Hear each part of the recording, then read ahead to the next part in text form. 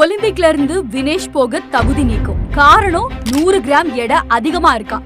ஏண்டா, அரையிறுதி போட்டியில இதுவரைக்கும் ஆடின 82 மல்யுத்த போட்டியில தோல்வியே பார்க்காத ஜப்பானிய மல்யுத்த வீராங்கனையான யூ சுசாக்கிய தோக்கடிச்சு இறுதி சுற்றுக்கு முன்னேறினாங்க வினேஷ் போகத். ஆனா இப்ப 100 கிராம் எடை அதிகமாயிடுச்சுன்னு சொன்னா நம்புற மாதிரியா இருக்கு?